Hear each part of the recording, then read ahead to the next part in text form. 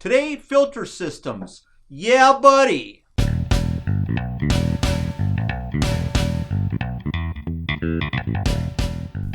The filter, along with the pump and the heater, make up the three-legged stool that is pool equipment. So while the filter may not sound all that exciting, it is important to know what it is and how it works. In fact, it's the filter that plays the biggest role in having crystal clear water. Foreign objects are constantly entering your pool. Algae, organic matter like skin, hair, body oils, leaves, grass clippings. You name it, and a small amount of it is likely landed in your swimming pool. Your sanitizer, usually chlorine, is continually killing off algae and other biotics that could otherwise be harmful.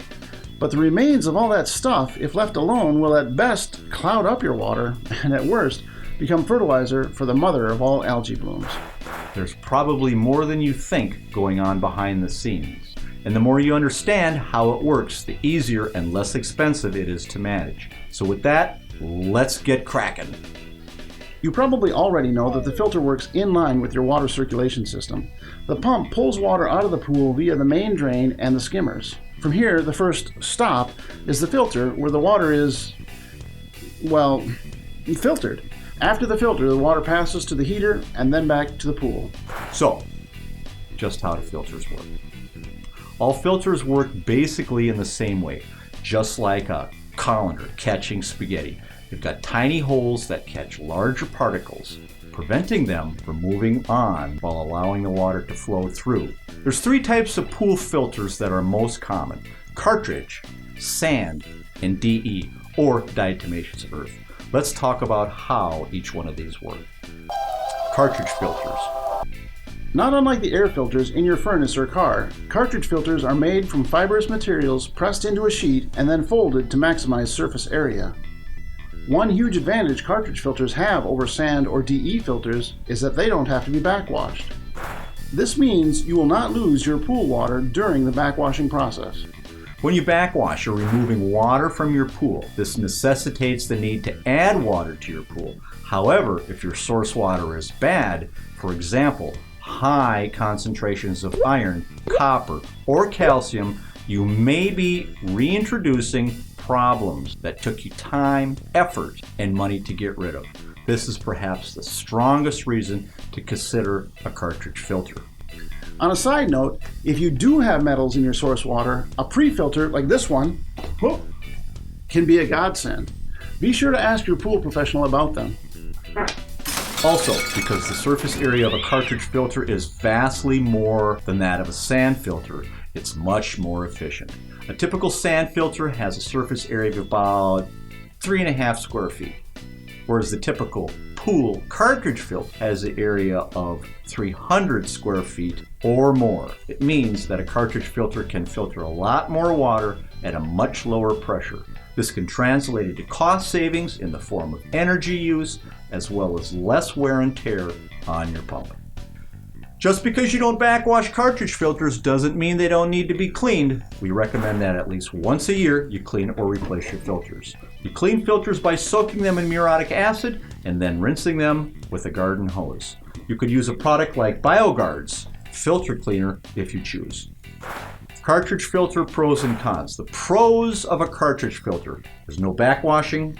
More surface area means it filters better at a lower speed, which can translate into energy savings. Traps particles down to about 5-10 microns. Saves water. Cartridges are easy to find and can be quite economical. Cons: cartridges need to be removed and cleaned once or twice a season. Cartridges only last a few years before they need to be replaced. Sand filter.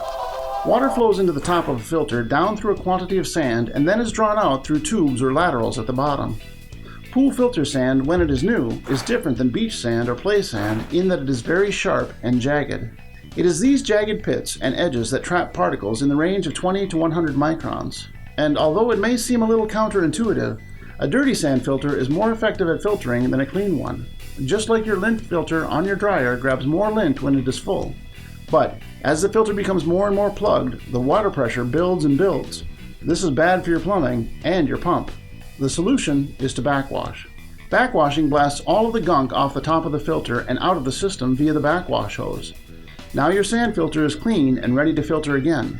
The water can flow through and particles will get trapped in the jagged edges and pits, starting the filter backwash cycle all over again.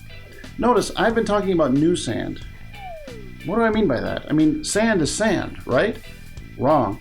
Each time you backwash to clean your filter out, you turn your sand filter into a rock tumbler. As the grains of sand roll against one another, they knock off the rough edges that made them a good filter media. Keep sand in your filter long enough, and you turn those jagged pitted grains of sand into small, smooth marbles.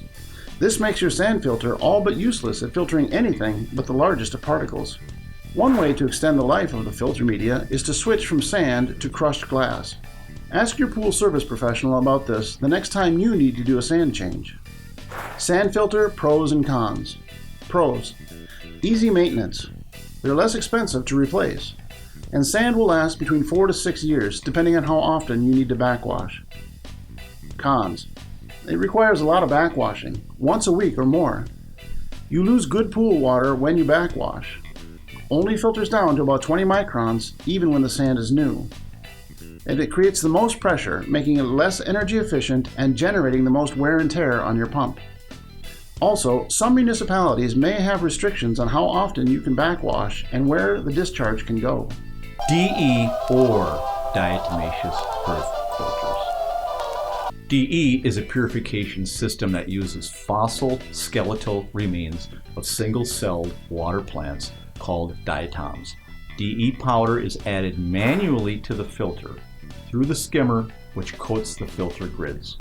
DE is very porous. If you look at it under a microscope, it looks like tiny sponges, and it's these holes that trap the particles down to a size of about 3 to 5 microns.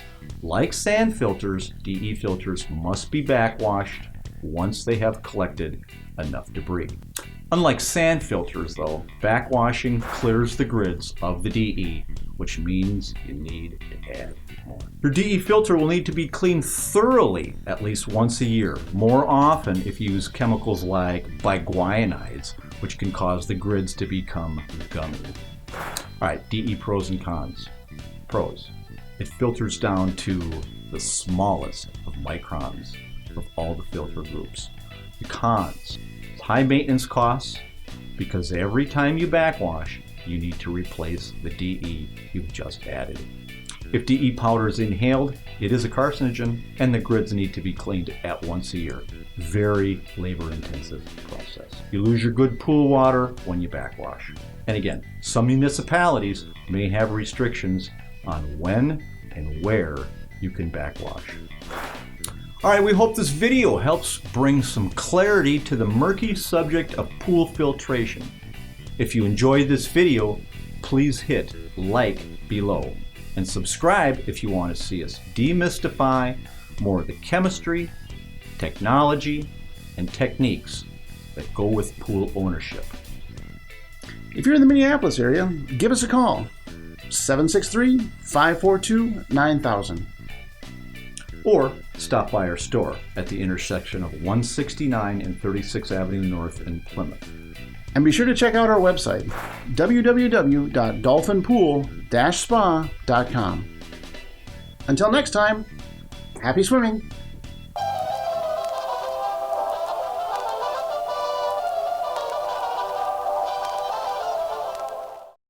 Wow, that was a gooder.